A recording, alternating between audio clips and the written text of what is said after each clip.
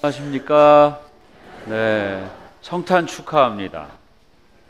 네, 이제 메리 크리스마스 하는 게 더 쉽죠? 네, 아무튼 예수님이 한 아기로 오셔서 그 구유에 누워 계시다는 것이 이 성탄의 가장 예수님의 오심을 표현하기에 가장 적당하고 가장 쉽게 이해하는 그런 하나의 이미지가 될 수 있을 겁니다. 구유라는 말로 표현된 그분의 겸손, 그 겸손은 출생부터 이 십자가의 모습을 닮았다는 것을 예고하고 있는 것이지요. 자, 일단 예수 그리스도가 사람이 되셨다. 우리 세상에 오셔서 우리와 똑같은 사람이 되셨다. 하느님이 사람이 되셨다고 하는 이 사실을 놓고 이제 성경 말씀들은 각각 달리 이것을 해석하면서 우리에게 그 의미를 풍요롭게 더해주고 있습니다. 그래서 어제 미사에서 우리는 마태복음사가 전해준 말씀을 전야미사에서 들었습니다. 마태복음사가는 어제 요약한 대로 구세사적 관점이라는 것으로 이 예수 그리스도의 사건을 조명했다는 것이죠. 그래서 족보 이야기를 쭉 써서 14대로 이어지는 족보 이야기 끝에 그 다윗의 혈통의 마지막 사람인 요셉이 등장하고 그 요셉에 의하여 예수의 이름을 짓는 장명하는 이야기가 나옴으로써 결국 요셉의 소명이 자기 혈통의 이름을 예수에게 부여하는 일, 그러므로 예수 그리스도가 다윗의 혈통 끝에 오는 마지막 예언자 메시아이시다는 것을 설정하신 하나님의 계획을 완성하는 도구로 사용됐다는 이야기를 했습니다. 그러므로 그 이야기가 우리한테 주는 위로와 용기는 무엇인가 하면, 비록 우리가 준비가 잘 됐건 그렇지 못하건 부당하건 어떻건 간에 하느님께서 구원의 역사를 주관하시는 큰 힘, 그 힘에 의해서 구원이 이루어진다는 것을 그 이야기를 통해서 느낄 수 있기 때문에 그것이 위로가 되고 의미가 있는 것이라. 그런 뜻에서 마테오의 신학은 예수 그리스도의 사건을 그런 구세사에 하나님께서 이루시는 경륜이라는 측면에서 조명해서 우리에게 위로를 준 것입니다. 오늘 이 성탄 난미사에서 듣는 말씀은 요한복음사가 전해주고 있는 첫 장의 1장의 말씀입니다. 공관복음과 요한복음에서 차이점을 보면, 공관복음 중에서도 탄생사화를 전하는 복음서는 마테오와 루카 두 가지이고, 마르코는 탄생사화 부분이 없고 복음의 시작을 요한이 나타나서 세례를 주는 장면에서부터 곧바로 시작을 하죠. 처음 들으세요, 이 얘기?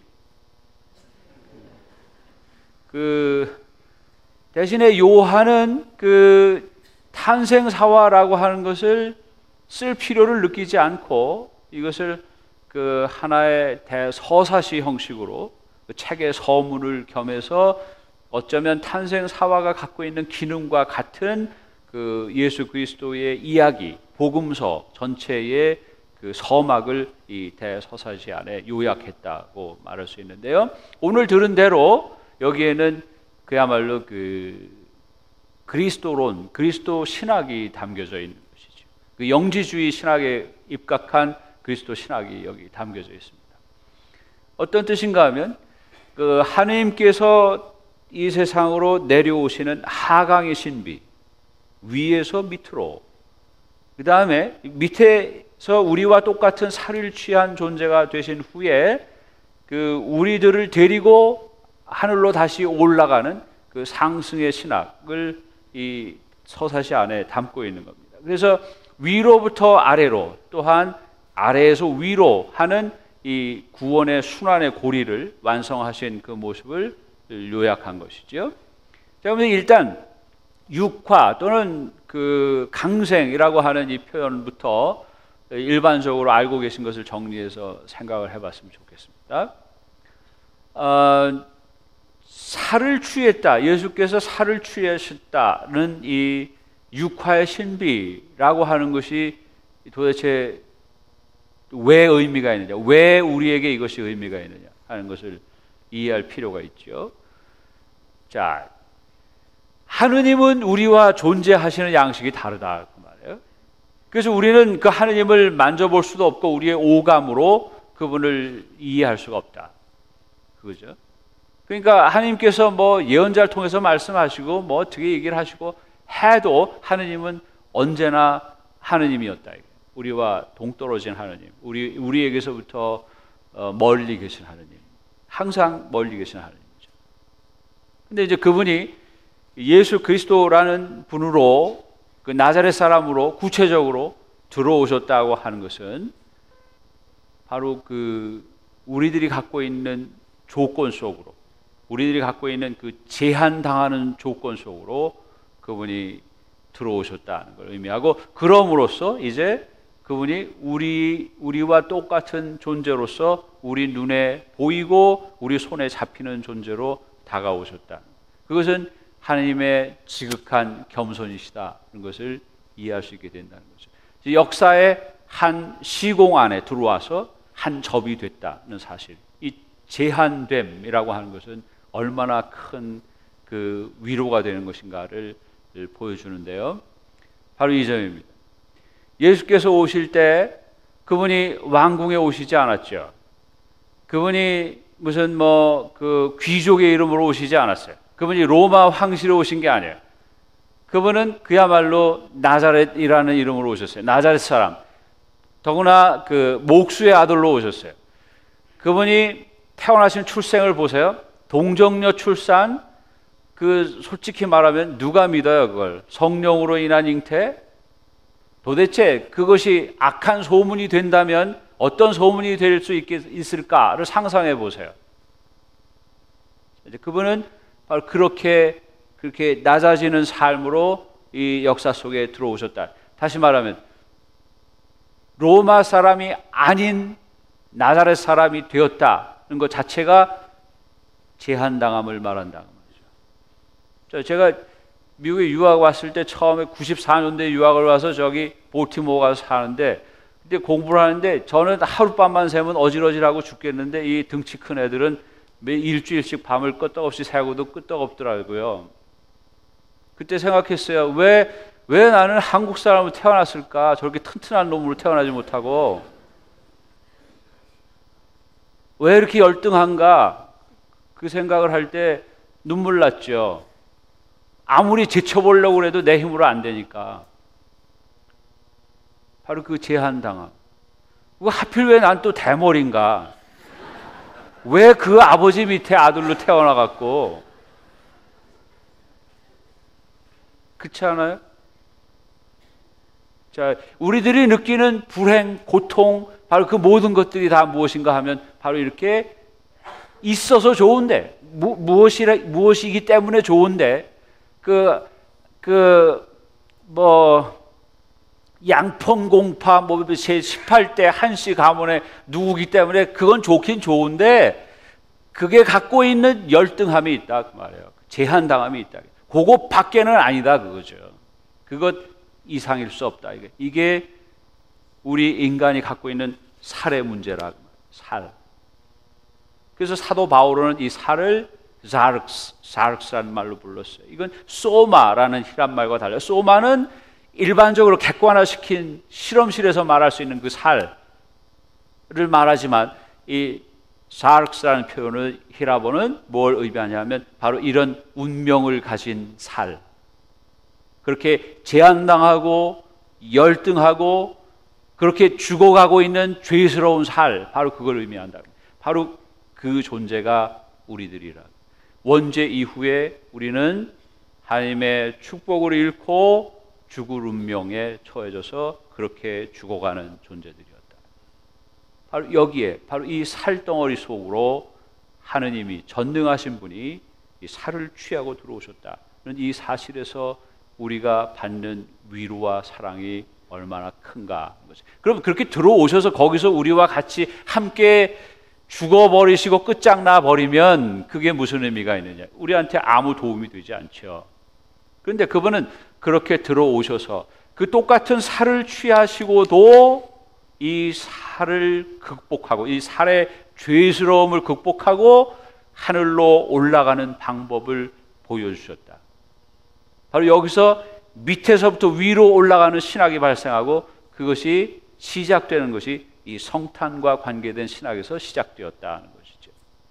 자, 이렇게 살을 취하고 오셔서 이제 우리와 똑같은 존재가 되었는데 똑같은 존재임에도 불구하고 그분이 다시 우리가 신적인 존재가 될 수 있도록 하는 길을 여신다. 그 길을 여시는 방법을 보여주시는데 그분이 가지고 오신 속성 세 가지가 그것을 설명하고 있다고 요한은 풀어내고 있는 거죠. 첫째, 말씀의 육파로서 그분의 강생의 신비를 푼다.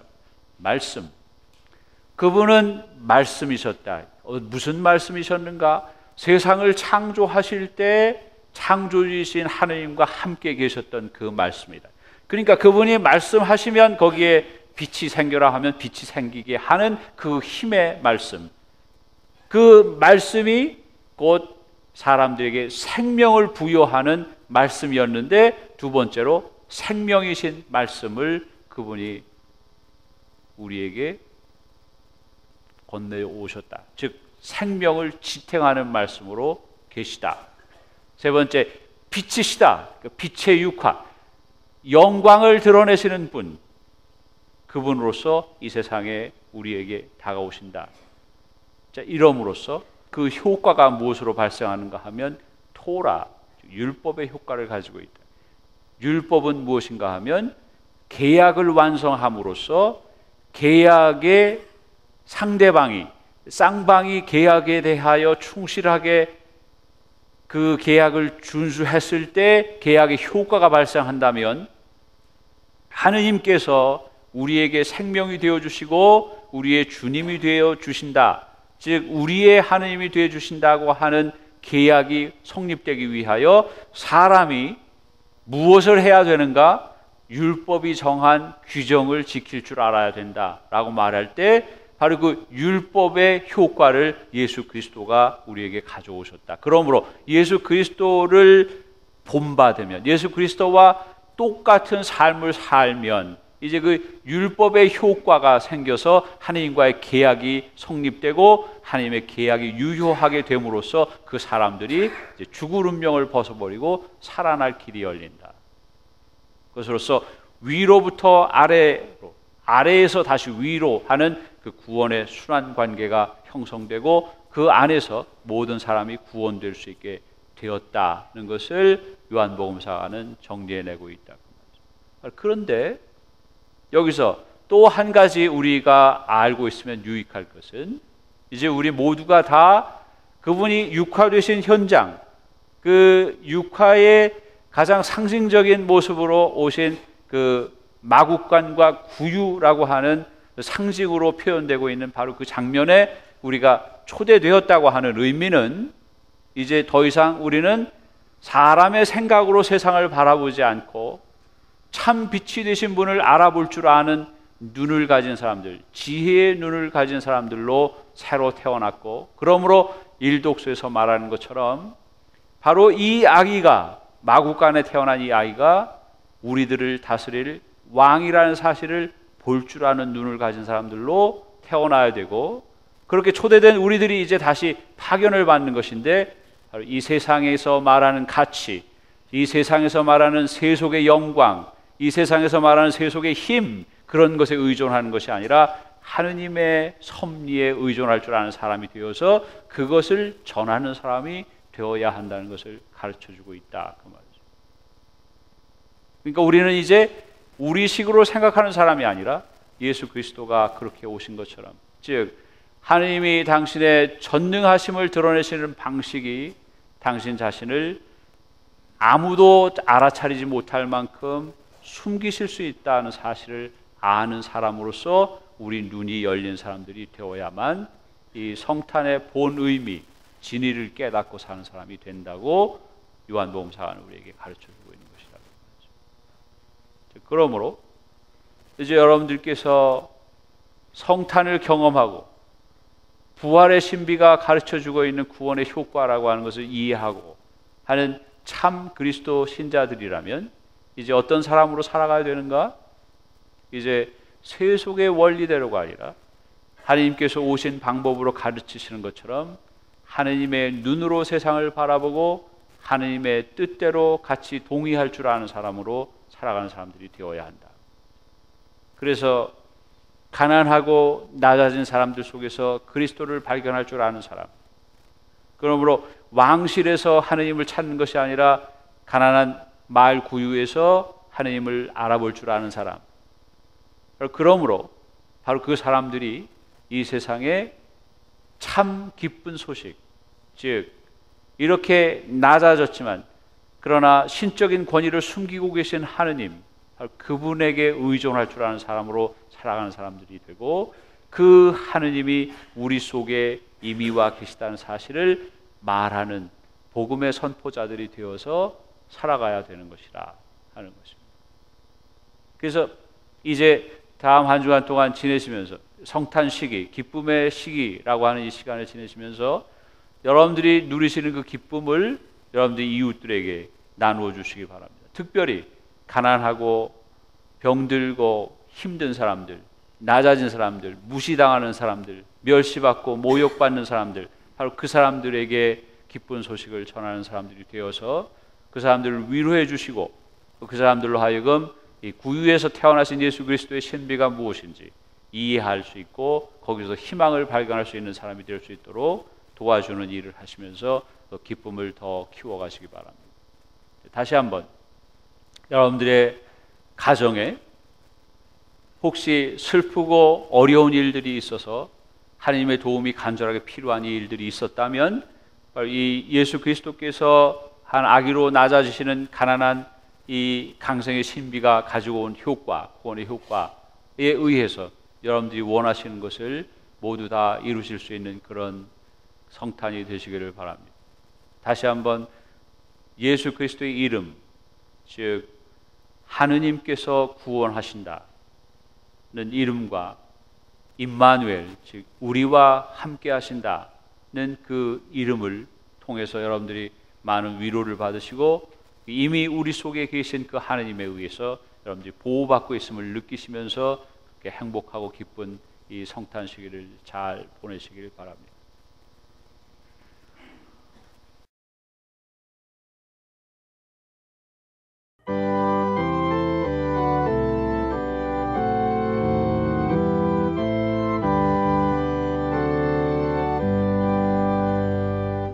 모든 형제들아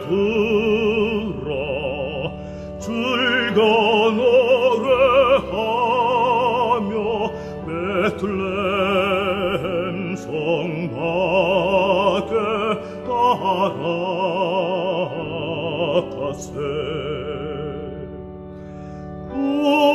구세주 그리스도 강생하셨도다 어서라 경배하세 어서가 경배하세 어서가 경배하세